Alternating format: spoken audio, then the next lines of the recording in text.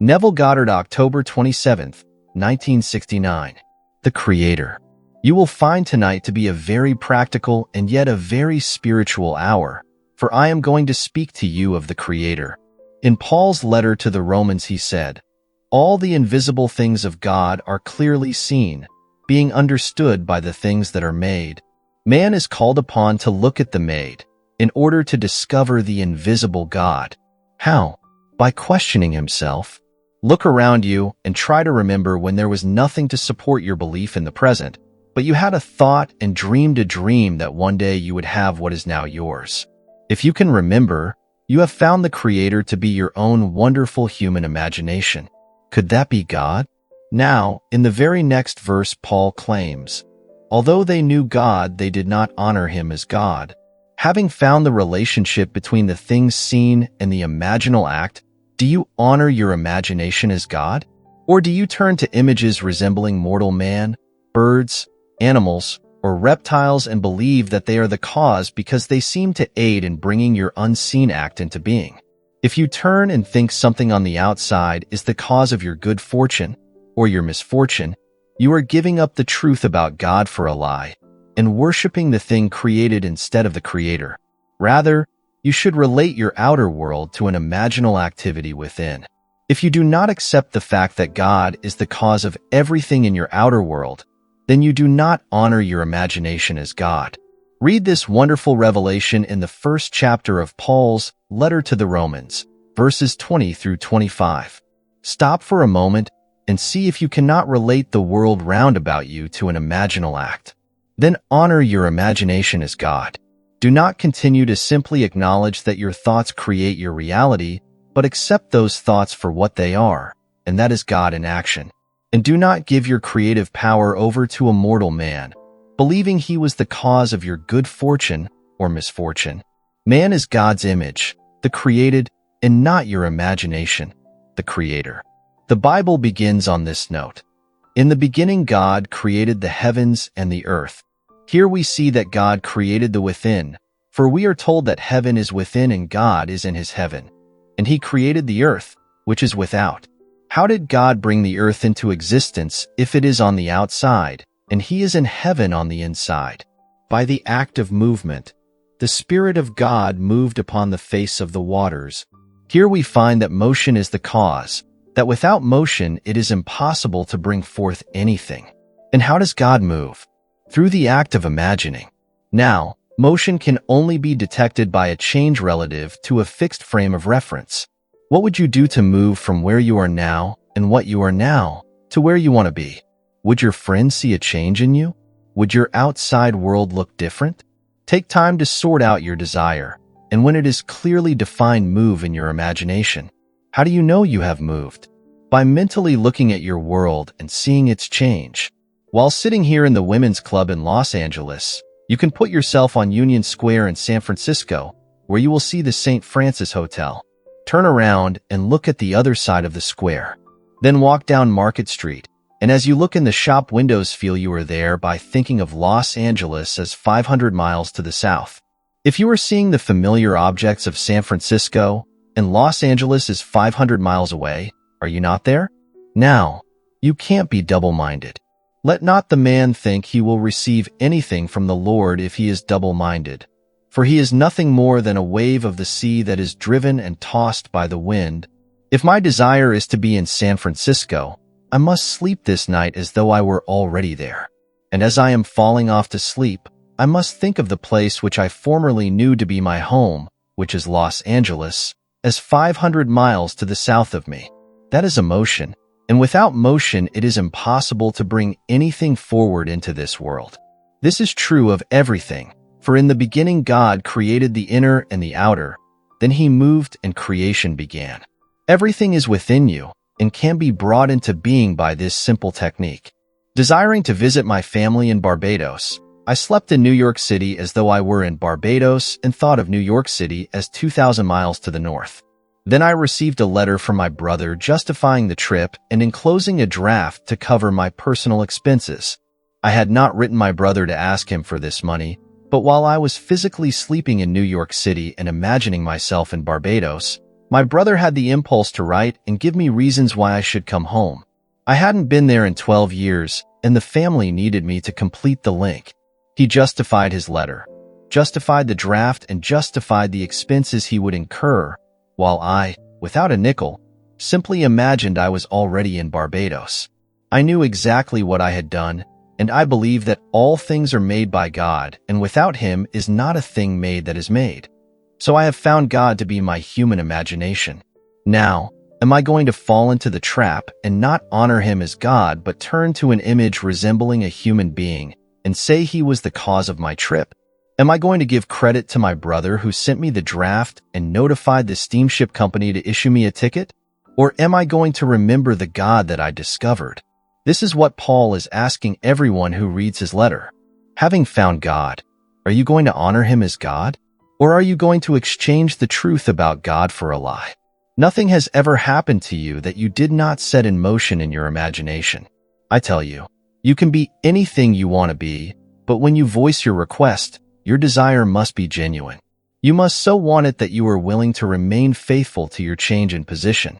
You cannot assume you have your desire for one little moment and then return to your former state. For if you do, you are a double-minded man and will not receive anything from the Lord, as told us in the book of James. If you want to be successful in business, you can. I don't care how many creditors you owe, or what the bank says you have. If you assume success and persist in that assumption, you cannot fail. This is the law by which everyone lives. Take my message to heart. The God spoken of in Scripture is seated right here. He is in everyone as their wonderful human imagination. When you say, I am, that's God. If, right now, you are assuming that you are other than what reason says you are, and I ask you, who is imagining? You would say, I am. At that very moment, you have spoken God's name, and all things are possible to God. So without the consent of anyone, you can move from where you are to where you would like to be by a simple change of attitude. But your move must be fixed so that when you wake or sleep, you remain in that attitude. For the state to which your thoughts constantly return constitutes your dwelling place, and your world is forever externalizing your dwelling place. Now, all the invisible things of Him from the creation of the world are clearly seen by the things that are made. So when they come into your world, you can recognize your own harvest. You will bring it in anyway, but unaware of what you have been doing, you have exchanged the truth about God for a lie. How? By exchanging the immortal God, who is your own wonderful human imagination, for an image of a mortal man. Because a man was instrumental in aiding you to bring your desire to pass, you think he is the one who caused it, when that is a lie. If tonight you inherit a fortune, don't think that the one from whom it seemed to come was the cause. No. Preceding that event, you assumed wealth. He was only the instrument, the actor playing his part in giving you the money. It could have come from a total stranger. You don't need a wealthy uncle, aunt, or grandfather. In my own family, my brother Victor befriended a man who, at the end of his life, left a very large sum of money to him. Victor had a consuming desire to have money, and he never had a divided mind. He wanted wealth more than anything and believed that money was power. He was tired of poverty and dreaming wealth. His world was populated with people bringing opportunities to make more and more money. Now, if Victor forgets the cause, he will turn from the immortal God to an image resembling a man and claim that he was the cause of his fortune, when it is not so at all. I say to everyone, you can be anything you want to be, but you cannot be double-minded. You are told, let no one believe that, having looked into the mirror, turns away and forgets what he looks like, that he will receive anything from the Lord, for the double-minded man is unstable in all his ways. Many a person will say they want something today, but forget about it a week later. I am not speaking about some little magical thing where you can wave a wand and your desire will suddenly appear. This law is based upon a principle. If you want something, you can have it, but you must be willing to give up what you are now in order to be what you want to be. That is the only price you pay. No sacrifice is required outside of giving up the state in which you find yourself and moving into the state where you want to be, for they are only states. Remember, Without motion, it is impossible to bring anything forth, for everything lives in an invisible world. Do you know someone who would congratulate you if they heard good news about you? Bring them into your mind and allow them to congratulate you. Now, the power of any imaginal act is in its implication. If he is congratulating you on your good fortune, then you must have already received it, so accept his congratulation as a fact. Do that, and you have subjectively appropriated your objective hope. Hoping that one day he will know of your good fortune and congratulate you, you have gone ahead in time, entered the state, and allowed him to congratulate you. Now, go about your business, and when you think of him, let him know, in your imagination, that he knows of your good fortune and that the day will come when it will be externalized. And when it does, and he will know of it, he will congratulate you on your good fortune on the outside, just as he did first on the inside.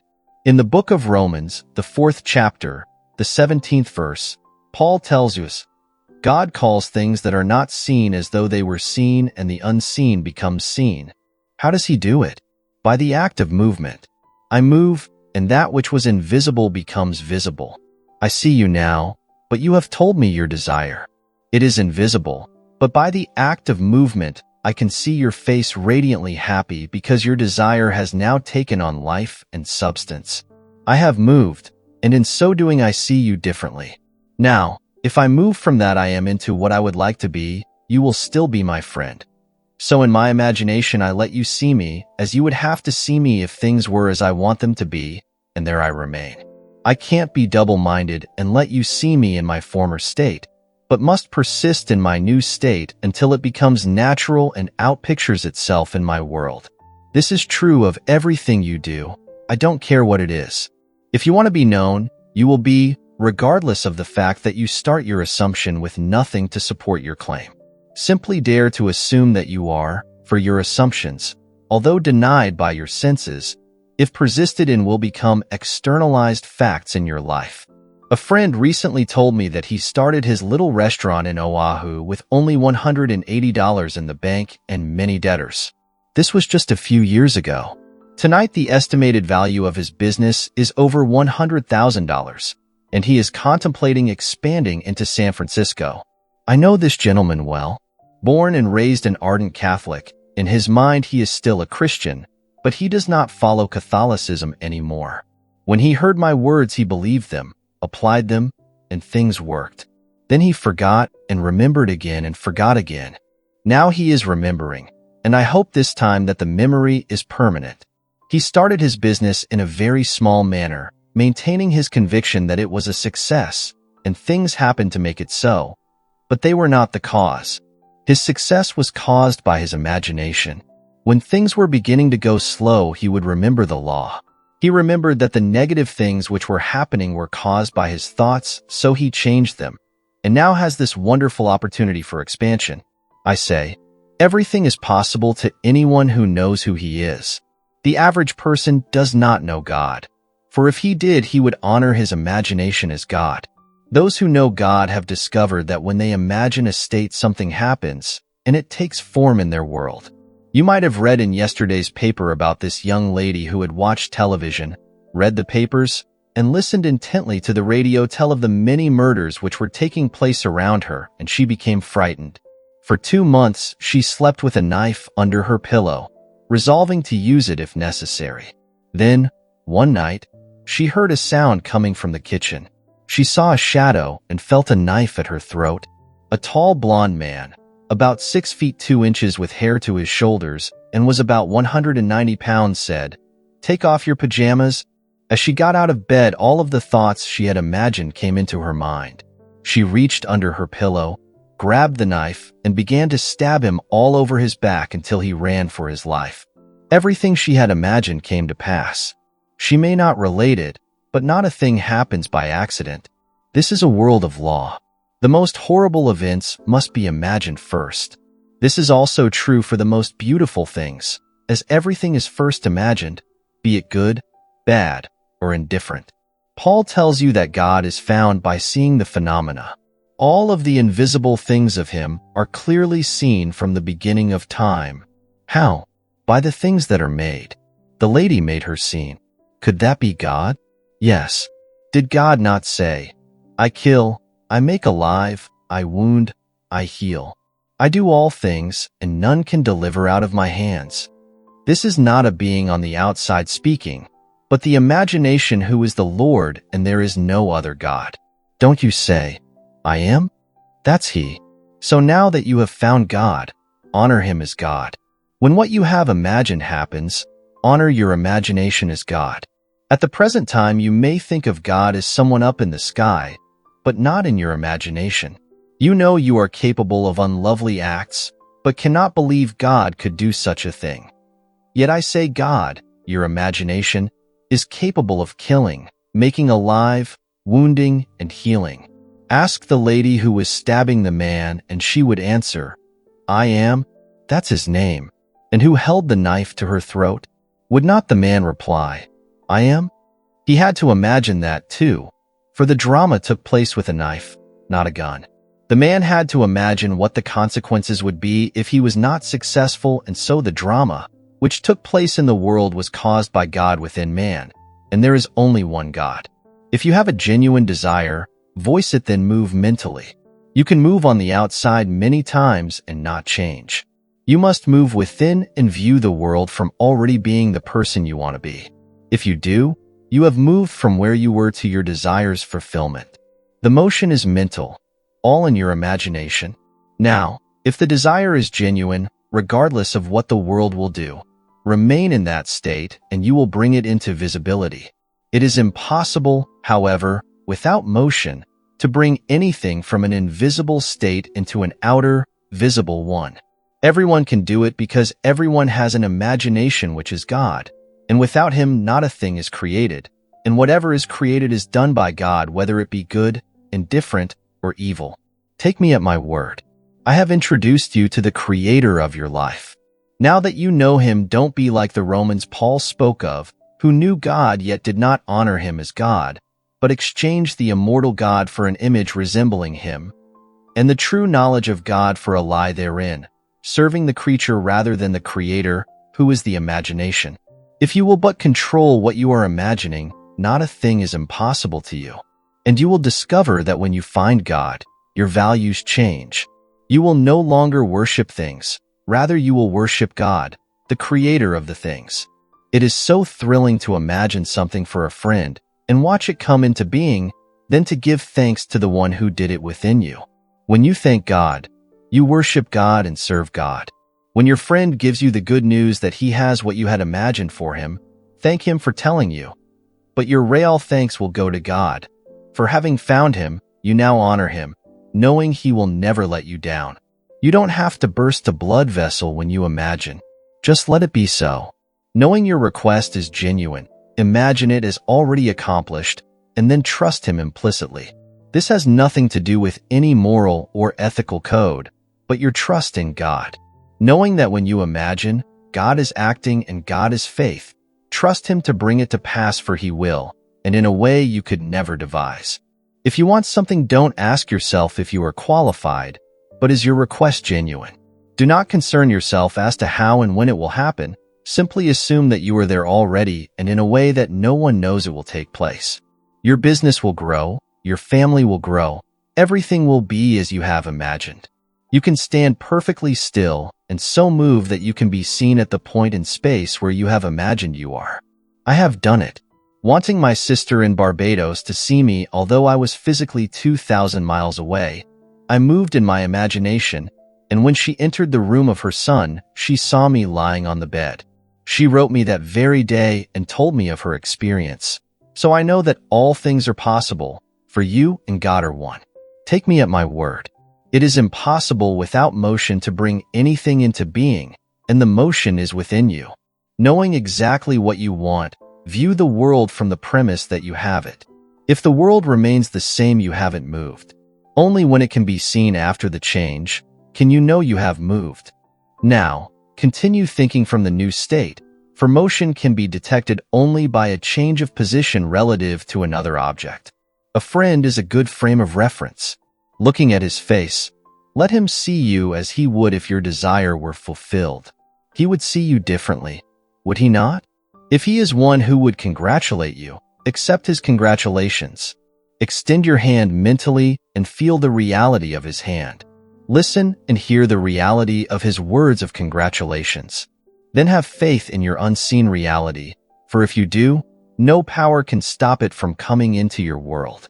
Now let us go into the silence.